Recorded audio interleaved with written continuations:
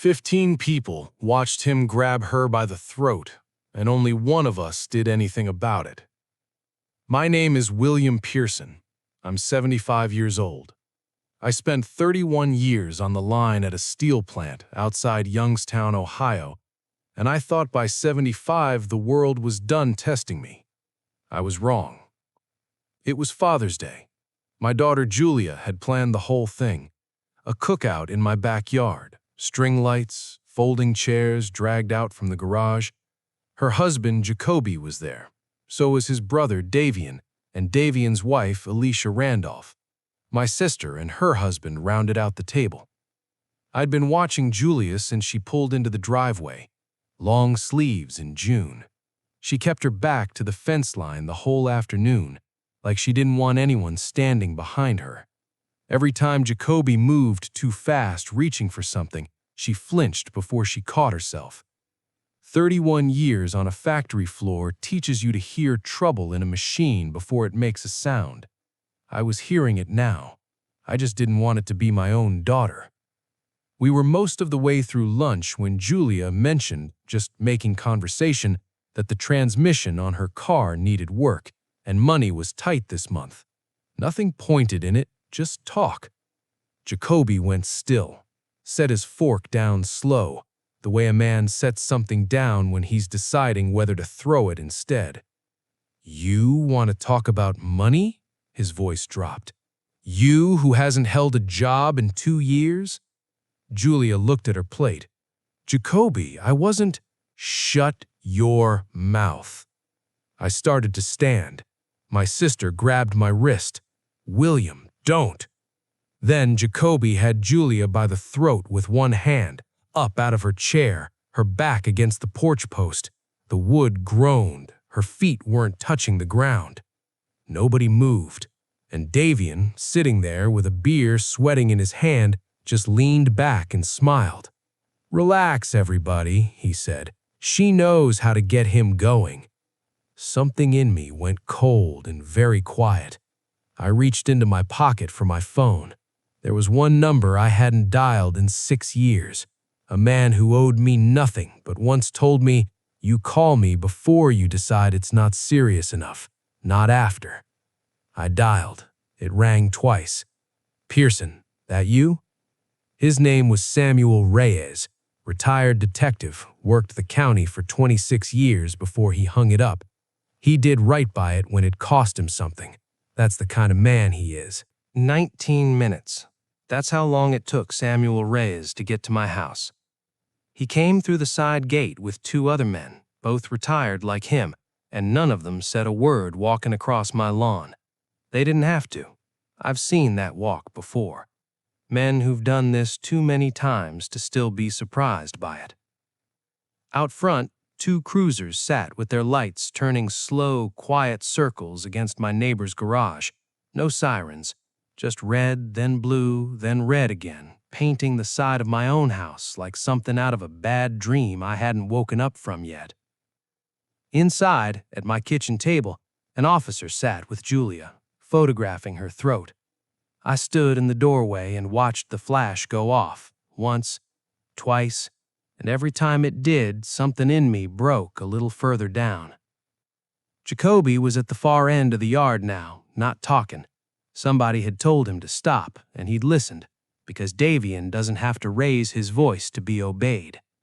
Davian, still by the fence, arms crossed, beer warm in his hand, forgotten, watching all of it the way you'd watch rain from a covered porch, not worried, not one bit. That's what got me. Not Jacoby's hands around my daughter's throat. I could hate that plainly, cleanly. It was Davian's stillness that turned my stomach. A man that calm has done this before. A man that calm knows exactly how the next hour is gonna go. Samuel pulled me aside by the grill, kept his voice low, like we were the only 2 people who mattered right then. "Talk to me, William. What's your gut telling you?" 31 years on a factory floor, you learn to hear trouble before it shows itself. A rattle in a machine, days before it finally gives. I heard it now. I just wished to God I'd heard it 2 years ago. "Jacoby hasn't worked steady in 2 years," I said. My voice came out flatter than I meant it to. "Drives a truck that's paid off. Julia used to brag about that. I didn't understand what it meant." "And the brother?" I looked past Samuel's shoulder, at Davian, at that watch on his wrist catching the porch light. "Sells insurance, supposedly. That watch costs more than I made in a year working every overtime shift they'd give me." Samuel didn't answer right away, just looked. Then he stepped off toward the fence line, phone to his ear, voice dropping too low for me to follow. When he came back, something in his face had shifted, like a door had opened somewhere he didn't expect. I left him there, went inside, sat down across from my daughter. Julia was wrapped in a blanket, knees pulled to her chest in the kitchen chair, the same way she used to fold herself up during a thunderstorm when she was 7 years old and didn't want anyone to know she was scared. "Dad," her voice barely made it across the table, "I shouldn't have told you sooner." I reached over, put my hand flat on the table, not touching her, just close enough that she'd know it was there if she wanted it. "I don't need you sorry," I said. "I need whatever's left in you to tell me, however hard it is." And it came, slow at first, like something being pulled up from very deep water. She told me how gentle he was at the start, how the first time his hand closed too hard around her wrist, it ended in tears and flowers and a promise that sounded, God help her, like it meant something. How that became the whole architecture of her marriage, a shove, a grip, a hand at her throat on the bad nights, and every time after, sorry, every time it won't happen again. "He told me his brother had people," she whispered, not looking at me now, looking at her own hands. "Said nobody believes a woman who can't hold a job, and Davian was always just there, in the next room, on the porch, watching. He never touched me, Dad, not once. Somehow that was worse." I made myself keep my voice even, though underneath it I was not even, not close. "Did you ever hear them talk about money? About work?" She lifted her head.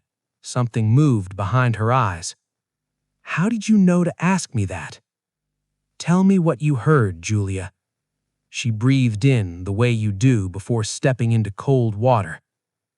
"There were men who came to the house late, after I was supposed to be asleep. Jacoby always said it was boring, insurance business. One night I sat on the stairs, just listening. I heard Davian on the phone, talking about a claim clearing, about splitting it 4 ways, about the next place needing to be ready before the weekend. Something in my chest went still, very still, the kind of still that comes right before something breaks all the way through. "Ready how, Julia?"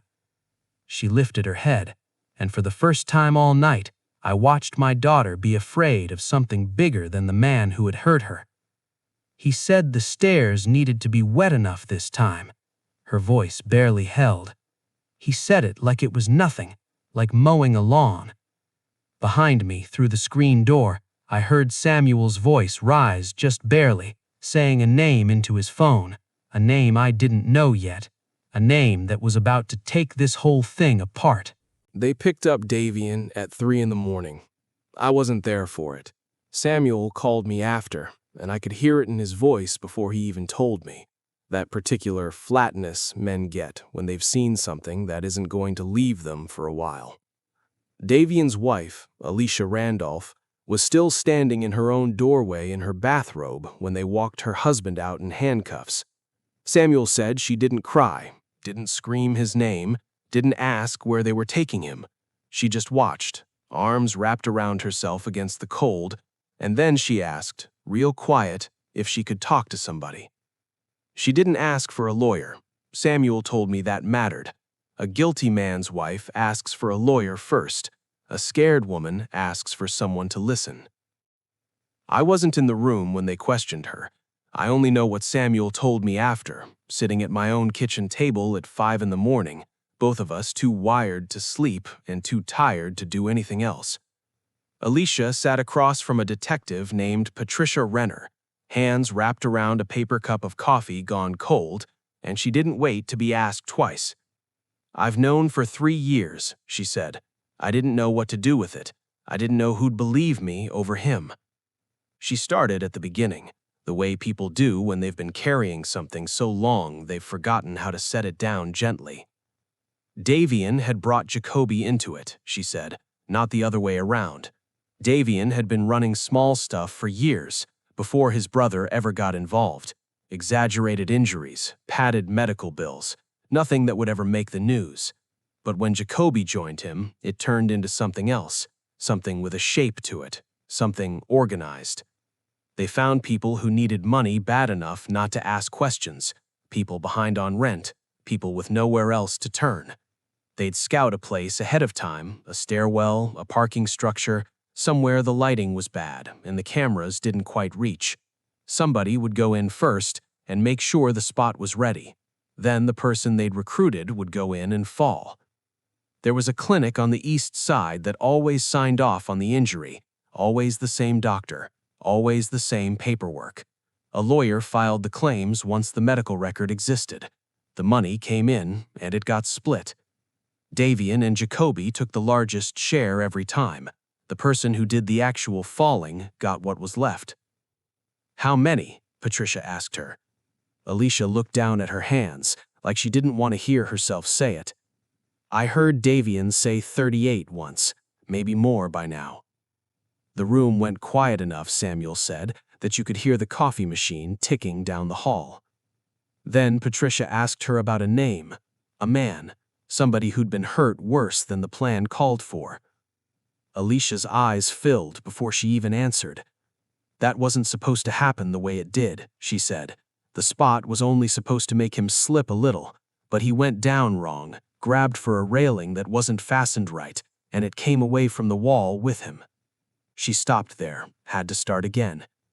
"Davian told Jacoby it was an unfortunate accident, said it the way you'd talk about a fender bender, like it cost them money, not like it cost a man the rest of his life." She wiped her face with her sleeve. "After that, I wanted out. I didn't know how. Davian never once threatened me, not directly. He didn't have to. I watched what Jacoby did to Julia every time she asked a question he didn't like. That was enough of a warning for me." Samuel told me all of this at my kitchen table, with the sun just starting to come up outside my window, and I sat there and let it land on me like you let a fever finally break, slow and then all at once. 38 claims, a clinic, a lawyer, a man who couldn't walk right anymore because my son-in-law and his brother needed the money to keep coming. I asked Samuel the only question that mattered to me right then. "Does Julia know how deep this goes?" He was quiet a second too long before he answered. "Not yet," he said, "but she's going to." I heard footsteps on the stairs behind me. Julia, standing in the doorway of my kitchen in her robe, hair still messed from what little sleep she had gotten, looking between us like she already knew somehow that whatever came next was going to be worse than what came before. "What aren't you telling me?" Neither of us answered right away, and that silence told her everything she needed to know. I told her. There wasn't a way to soften it, so I didn't try to. Julia sat down across from me at the same table she'd done her homework on as a girl, and I told her about the clinic, the lawyer, the 38 claims, the man who'd gone down a stairwell and never walked the same again. I watched her face while I said it, and I watched something in her come apart and rebuild itself in the same few seconds, like she was deciding right there who she was going to be about it. "I need to know his name," she said. "The man who fell." "Julia." "His name, Dad." Samuel gave it to her. Daniel. Daniel Ferris, 41 years old, a warehouse job before all this, a wife who'd left within the year because she couldn't carry what came after. He was living alone now, Samuel said, in a ground-floor apartment because the stairs in his old place weren't something he could manage anymore. Julia didn't say anything for a long moment. Then she asked when she could talk to the detectives herself. "Today," Samuel said, "if you're ready." "I've been ready for 2 years," she said. "Nobody asked me until now." The interview ran 4 hours. I wasn't in the room, but I sat in the hallway of that county building the whole time, and every so often I could hear pieces of it through the door. Julia's voice steady in a way it hadn't been in a long time, laying out dates, laying out what she'd overheard on those stairs, laying out 2 years most people would have buried instead of handed over. Patricia Renner came out once during a break, found me in the hallway, and told me something I wasn't ready to hear. "Your daughter mentioned an apartment complex, Cedarview, over on the east side. Said Davian used that name once on the phone." I didn't understand yet why that mattered. She must have seen it on my face. "That's where Daniel Ferris fell, 3rd floor landing." We didn't have that location confirmed until just now. I sat with that a minute. My daughter, sitting on a staircase 2 years ago because she couldn't sleep, had just handed investigators the one piece of the case they didn't have. They executed the warrant that night. Jacoby and Julia's house first. Computers, a hard drive, a lockbox under the floor of the garage with cash inside, and a notebook written in Jacoby's own hand. Names, dates, dollar amounts in 2 neat columns, like a man keeping score of something he was proud of. Then the clinic. The doctor was there when they arrived, opening up for the morning like it was any other day. And Samuel said the look on his face when they walked in was the look of a man who'd always known this day was coming and had simply chosen not to think about it. The lawyer they picked up at the airport, one-way ticket, no checked bag. By the time the sun was fully up, 5 people were in custody, and the whole structure Davian and Jacoby had built, quiet, patient, 3 years in the making, was coming apart floor by floor, the same way Daniel Ferris's staircase had come apart under him. I found Julia on my back porch afterward, sitting where she used to sit as a kid, knees pulled up, watching the street go from gray to gold. "Dad," she said, "I want to meet him, Daniel, when this is all over." "You don't owe him that." "I know. I want to anyway." I sat down next to her, didn't say anything else. Some mornings, quiet is the only thing that fits. Then my phone rang. Samuel's name on the screen. I answered, and I watched Julia's face while I listened, because whatever he was about to tell me, I had a feeling it wasn't going to let either of us sit quiet much longer. "William," he said, "you need to sit down. There's something in that notebook you're not going to want to hear." "Sit down," Samuel said again, like he needed to say it twice before I'd actually do it. I didn't sit. Julia watched me from the porch step, and I stood there in my own backyard holding a phone like it weighed more than it should have. "That notebook," Samuel said, "the one from the lockbox. Jacoby didn't just track claims in it. He tracked people. Names of people they'd used before your daughter. Women. At least 2 others going back 4 years, all quiet about it, the same way Julia was quiet." I looked at my daughter. She didn't know yet what I was hearing, but she could see it landing on me, and she stood up off that step like her body had decided before her mind did. "What? Dad, what is it?" I told her, all of it, because I'd already decided somewhere in that last hour that I wasn't going to protect her from the truth anymore, not even the parts that hurt. She sat back down slowly. I wasn't the only one. "No," I said, "you weren't. But I might be the only one who said something." I didn't have an answer for that. I don't think one existed. The trial took the better part of a year to get to court. In that time, Julia stayed in my house, slept with her door open the first few weeks, the way she used to after a bad dream, then closed it again once the nights got easier. She started seeing someone, a therapist who specialized in exactly what she'd lived through, and she went every week without missing one. Jacoby and Davian were denied bail both. Flight risk, the judge said, given the assets, given the scope. The clinic doctor pleaded guilty early, and it cut his time down considerably. His cooperation connected most of the remaining claims straight back to Davian. The lawyer lost his license before he ever set foot in a courtroom for his own case. Daniel Ferris testified before Julia did. I watched him roll himself up to that witness stand and describe, in a voice that only broke once, the exact second the railing gave way under his hand. The room went so quiet I could hear the court reporter's keys. Then it was Julia's turn. She testified for the better part of 2 days. The long sleeves, the excuses she'd made to me and to her mother, the hand at her throat, and what it felt like not being able to breathe in her own home. The stares, the voices she wasn't supposed to hear, the notebook she'd once seen open at Jacoby's desk without understanding what she was looking at. Their attorney tried to shake her on cross, suggested she was exaggerating for the sake of a settlement. Julia looked at him without blinking. I have 2 years of documentation my therapist helped me put together. I have a medical record from the night my husband was arrested. And I have every person who was in my father's backyard that day, who watched it happen in front of them and did nothing until my father did. She paused. I'm not here for money.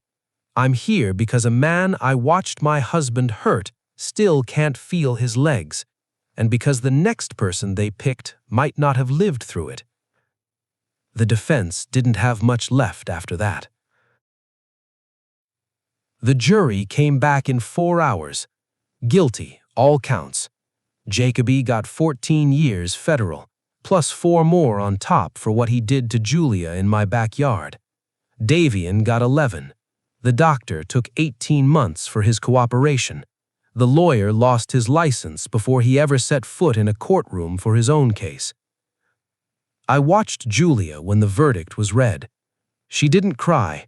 She just closed her eyes a moment, like she was setting something down she'd been carrying a long time, and then she opened them again and looked straight ahead. That was enough. A year later, we sat on that same back porch, new railing where the old one had cracked, same spot, different wood. I built it myself on a Saturday morning while Julia was at group. I don't know why it mattered to me to do it with my own hands. It just did. She had a new job by then, working with a non-profit that helps people navigate exactly what she'd been through. She was good at it. Better than good. I met Daniel last month, she told me. We talked for 3 hours. How was? Hard and good, both at once. We sat quiet a while, the sky going orange over the roofline. Dad, she said, I never really thanked you for making that call. You don't have to. I know you've carried guilt about not seeing it sooner. She looked at me. I need you to put it down. He was very good at making it invisible. You didn't hesitate the second it wasn't invisible. That's what I remember, not the 2 years before it, just that you didn't hesitate.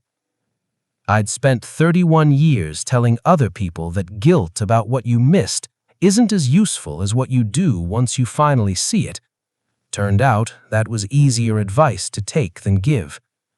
Okay, I said. Okay? I'm putting it down. She leaned her head on my shoulder, the way she used to when she was small and couldn't sleep, and we sat there until the sky went dark.